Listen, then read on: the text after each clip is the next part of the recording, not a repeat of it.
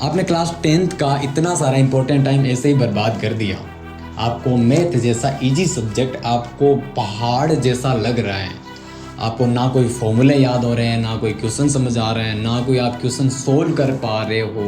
कुछ जादुई फॉर्मूले यानी परफेक्ट प्लानिंग आज मैं आपको बताने वाला हूँ, आपके साथ में कुछ शेयर करने वाला हूँ। ऐसी चीज़ें अगर आपने उसका अच्छे से पालन करा, फॉलो करा उनको, तो आप जो ये बाकी टाइम बचा है ना, थोड़ा सा भी जितना भी टाइम बचा है, आप इसका भरपूर फ़ायदा उठा सकते हो, पूरा फ़ायदा उठा सकते हो। और जो आपका 100 स्कोर करने का जो सपना आप लेके चल रहे हो ना, वो आप सच में आप पूरा कर सकते हो। 100 स्कोर कर सकते हो आप, अगर मेरा कहना मानी ये बातें तो। चलो शुरू करते हैं फिर। और सबसे पहले बात आती है सिलेबस की।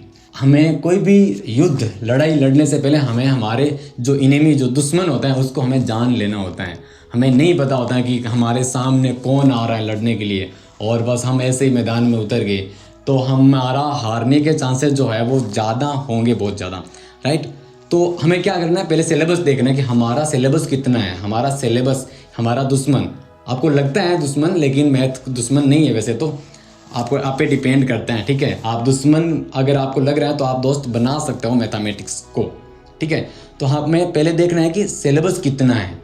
और इंटरेस्टिंग बात यह है कि पिछले साल से जो सिलेबस हैं वो 30% कम हो चुका है। और आपको पता है, यानी जो दुश्मन है आपका वो कमज़ोर हो चुका है 30%। तो आपके जीतने के चांसेस ज़्यादा हो गए ना ऑटोमेटिकली। यानी आप 100 स्कोर करने के आपके चांसेस है वो ज़्यादा हो गए ना। और जो हटाई गई चीज़ें हैं वो अगर आप ध्यान से देखो तो आपको पता चलेगा जो टफ चीज़ें हैं ना उनको हटाया गया है। यानी आपके लिए तो मतलब बहुत अच्छा मौका है ये। अब आपने सिलेबस देख लिया कि अच्छा ये चीज़ें हैं, और अगर आप पढ़ना चालू ना करो, आप लड़ना चालू ना करो, तो क्या होगा, हार जाओगे ना, 100 नहीं स्कोर कर पाओगे ना। तो अब वहाँ पे आपको क्या करना है कि आपको परफेक्ट प्लानिंग के साथ आपको शुरू कर देनी है बुक। सर जो आपको करवा रहे हैं उस हिसाब से चैप्टर वाइज आप शुरू कर दो। और सर हैं कि आगे वाले चैप्टर्स में आगे स्कूल में आपके, तो आप क्या करो, यूट्यूब से शुरू कर दो। मेरे से आप पढ़ रही हो, ओनली आपको एक्सरसाइज ही नहीं करनी है, उनमें जो आपकी बुक में जो एग्जांपल्स हैं उनको भी सोल्व करना है, छोड़ना नहीं है। और स्टार्ट में अभी आपको ये नहीं देखना है कि ये इंपॉर्टेंट क्वेश्चन है, ये करेंगे, ठीक है। मेरे को कुछ स्टूडेंट्स आगे बोलते हैं कि सर ये इंपॉर्टेंट क्वेश्चन है, हमें स्कूल में बताएं, ये बस ये हमें करवा दो, बाकी हमें नहीं करना है। अभी हमारे पास टाइम पड़ा है ना, तो हम पूरी बुक कवर करेंगे। अभी तो मैं बता दूंगा आपको कि कब इंपॉर्टेंट क्वेश्चन में आपको जाना है। और सबसे इंपॉर्टेंट इस बात का आपको ध्यान रखना है कि जब आप सोल्व करो कि आपने आज पहला चैप्टर सोल्व करा, अगले दिन आप दूसरे में आ गए, फिर 2.1 2.2 जो भी करी, फिर आप तीसरे चैप्टर में आ गए, चौथे चैप्टर में आ गए। आप ऐसे लगातार एक डायरेक्शन में ऐसे चल रहे हो, राइट, ऐसे 5 6 ऐसे आगे चल रहे हो, लेकिन पीछे वाले चैप्टर को आप नहीं देख रहे हो ना वापिस। ये सबसे बड़ी गलती होती है। तो यहाँ पे ध्यान रखना आपको कि पहला चैप्टर करा आज, ठीक है, 2 दिन लगा, कोई दिक्कत नहीं है, 2 दिनों में आपने पहला चैप्टर करा। फिर आपने जब दूसरा चैप्टर शुरू करो ने, उससे जस्ट पहले आप पहले वाले चैप्टर का थोड़ा सा आपको रिवीजन कर लेना है, देख लेना है कि अच्छा ये चीज़ें हैं। जब तीसरे चैप्टर में जाओ ने, तो पहला और दूसरा दोनों चैप्टर आपको थोड़ा सा देख लेना है, 1 घंटा लगा लेना है, फिर आपको तीसरा चैप्टर शुरू करना है। चौथे चैप्टर में जाओ, ऐसे ही पहला दूसरा तीसरा 3 चैप्टर आपको देखना है, फिर चौथे चैप्टर में जाना है। ऐसे ही जैसे ही आप आगे बढ़ते जाओ, पीछे वाले चैप्टर्स को भूलना नहीं है, ये बात आपको ध्यान रखनी है। वरना क्या होगा, मैंने देखा है स्टूडेंट्स को, वो आगे बढ़ते जाते हैं, पीछे भूलते जाते हैं, उसका कोई मतलब नहीं है। तो आपको एक डायरेक्शन में नहीं चलना है, आपको दोनों डायरेक्शन में चलना है, ठीक है। अब क्या होगा कि आपके जो चैप्टर में है इसमें इंपॉर्टेंट कुछ फॉर्मूले आएंगे, तो उन फॉर्मूलाज को आपको क्या करना है, एक पेज में आपको लिख लेना है। आपको एक डायरी बना लेनी है बढ़िया सी, आपको कुछ पेज में लिख लेना है। ऐसे देखो कहीं पे कैसे भी लिखो, और उसको लिख के छोड़ नहीं देना है। जैसे आप बाकी जो चीज़ें हैं बस लिख के भूल जाते हो, ऐसे नहीं करना है। वो क्या करना है आपको, आपने पेज में लिखा फॉर्मूले और जेब में डाल लिया, पॉकेट में डाल लिया, ठीक है। और या आपका जो भी स्टडी रूम है, जहाँ पे भी आप रहते हो, उस रूम में आपने चिपका लिया, गेट के बाहर अंदर चिपका लिया। ये चीज़ें आपको करनी होती हैं, ठीक है। सच में आपको ऐसे ये बकवास लग रहा होगा, लेकिन सच में बहुत इसका फ़ायदा होता है। कोई बोलते हैं ना कि इस पढ़ाई का कोई मंत्र बता दो हमें तो बस सब कुछ हो जाए। तो फॉर्मूला याद करने का ऐसे देखो, एक मंत्र है मंत्र यह है कि आपने जितने भी फॉर्मूले लिखे हैं, आप दिन में खाना कितने बार खाते हो, 2 बार या 3 बार, खाना खाने से पहले 2 बार पूरे जो भी फॉर्मूला है उनका आपको जाप करना है।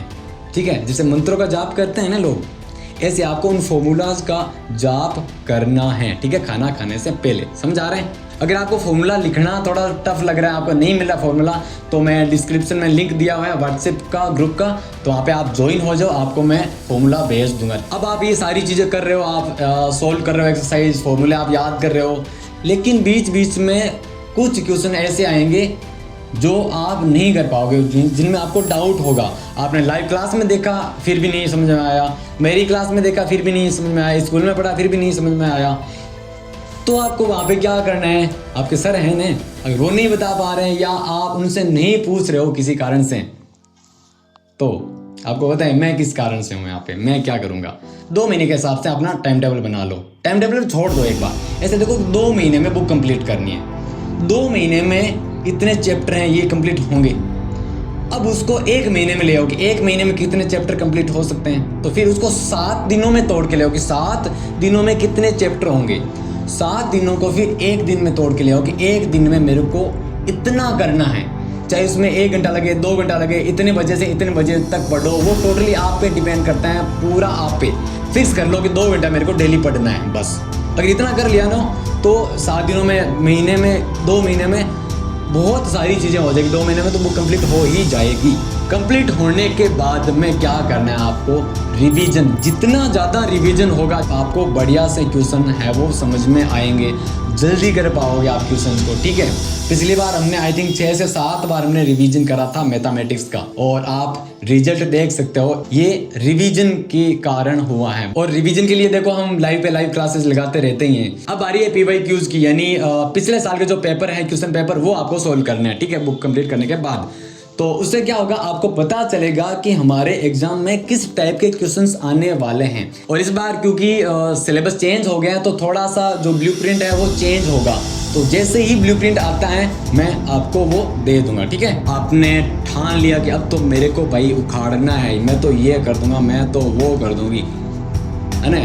आज तो भैया का बस वीडियो देख लिया, अब तो बस सब कुछ 100 तो आ ही गए, ऐसे देखो जेब में डाले हुए हमारे 100 तो। लेकिन आप कोई सीरियस क्वेश्चन सोल्व कर रहे हो, आपको पता चला कि मोबाइल में कुछ नोटिफिकेशन आया, आपने देखा, आपको पता चला अच्छा मेरे उस दोस्त ने मेरे को एक रील भेजी है, आपने देखा, रील पे आप 1 घंटा 1.5 घंटा 2 घंटा कैसे आप निकाल देते हो, आपको पता है, मेरे बताने की ज़रूरत नहीं है वहाँ पे। तो ये जो चीज़ें हैं इनसे बच के रहना है आप लोगों को, वरना देखो 100% जो हम किसी की बातें कर ले, कुछ भी बातें कर ले, 100% ये करूँगा वो करूँगा, चाहे कोई भी काम होने, वो 100% 100 स्कोर है वो धरा का धरा रह जाएगा, हम नहीं कर पाएंगे कुछ भी उसमें। ठीक है, तो आपको डिस्ट्रैक्शन से खुद को बचाना है। कैसे बचाएंगे यार, कैसे बचा सकते हैं? हमारे राजस्थान में तो मोबाइल्स और मिल गए हैं आप लोगों को। ठीक है, तो हर एक के पास मोबाइल है, नया नया आया है, किसी के पास तो वो सोशल मीडिया यूज़ करना शुरू भी कर दिया है, किसी ने शॉर्ट वीडियोस भी देखने शुरू कर दिए हैं, आदत भी लग गई है। तो कैसे बचोगे उनसे?